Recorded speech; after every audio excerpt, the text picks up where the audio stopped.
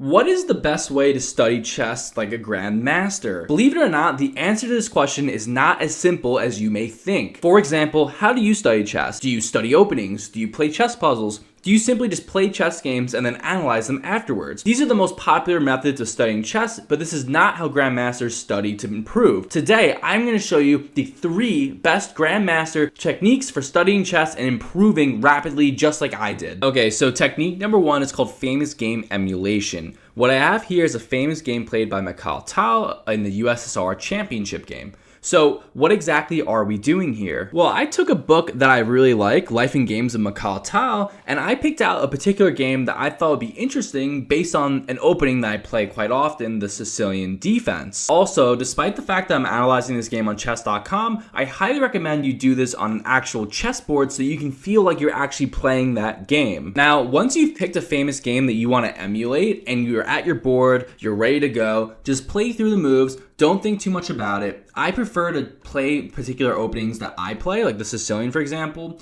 But in theory, this study technique is less about the opening and more about learning to calculate. It's almost like lifting weights. You're strengthening your ability to calculate. So we keep playing through the moves. And what eventually happens is you reach a crucial point in the game where calculation is needed, like this one right here. You are now inside the head of Mikhail Tal. You're thinking, okay, what do I want to play? And if I play that move, what will my opponent play? You should sit there for 30 minutes to an hour calculating all the possibilities. Like, what do I want to play here? What's my best move? If I play that, what is White's best move? Do as many lines as possible. Now, once you are finished diligently calculating, you're then going to play through the line. What exactly happened here? In this case, the position was played out just like this, and the bishop pins the knight to the queen and the king. And you just play through the line. Did you calculate this particular line? You should have calculated a multitude of different ideas. If you did calculate this line, then you are in good shape. If you did not, it's no big deal. You can just continue to do this technique until you finally find the ideas. As you do this more and more, you will start to literally think like a grandmaster. This channel will never ask you to spend money. So yes, I do have this chess book here, but you don't need it to analyze games. You can just go to the chess.com games database and you can find any chess game ever played at any time and analyze that one to your heart's content. Now, if you like that study technique, the next one is even crazier. I discovered this one from analyzing GM Raven Stewart's games, and it's called engine idea generation. We are literally going to steal ideas from engines. Now, what exactly do I mean by this? Well, many players use chess engines to figure out when they made a mistake and when they played the best or brilliant moves, but are they figuring out why they made a mistake?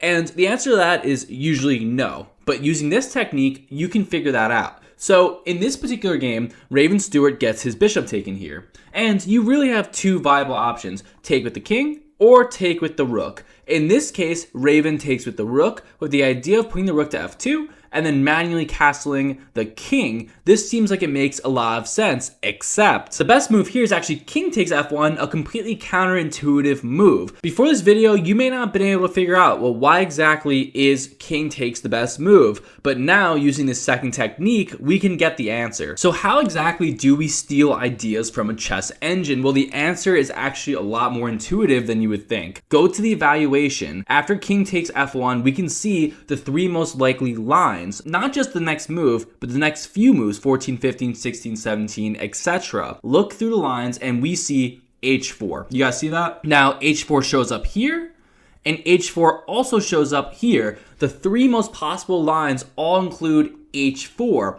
What that tells us now is that the reason the king took instead of the rook is that we're going to go for a kingside assault and open up the h-file. This is something that you can easily figure out by not looking 1 move ahead, but a few moves ahead. Now, before we go on to the final Grandmaster study technique, if you do find this video useful, go ahead and subscribe to the channel, like the video. If you like this video, odds are you'll like some of my other content as well. Help me help you get better at chess. Now for our 3rd and final technique, Endgame Analytics. This is going to be the most important technique that you can learn in order to become a better chess player and study like a grandmaster. Now, let me level with you. The endgame is the most important aspect of any chess game. Openings are not designed for trapping and winning. They are designed to set you up for a strong middle game. Middle games You can win with a nice, amazing tactic, but if you're not checkmating your opponent, which guess what? At the highest levels, you're not going to be getting checkmates. You're looking for an advantageous endgame. So knowing how to play the endgame is where you're going to win your games at the higher levels. With that in mind, it's no surprise that Grandmasters spend a majority of their study time on endgames. And how do we get better at endgames? By analyzing real life examples, like this one here, Boris Spassky versus Bobby Fischer. This is a very famous endgame. Now, after knight to e5, it turns out that white has a small advantage. And the question is, how do you convert this advantage? How do you win? Well, what we do is simple. We shut the lines off, we keep the analysis bar here, and we're going to start making moves. And as we make moves, the analysis bar will go up or down. For example, look here. After bishop to b1, the engine went down from 0.9 to 0.1. That was a huge mistake. Since we know we made a mistake, we're simply just gonna try a different move. After king to e3, it turns out that our advantage doesn't go anywhere, so we probably made a correct move. Now we make the best possible move for our opponent, and we try to find the next best move.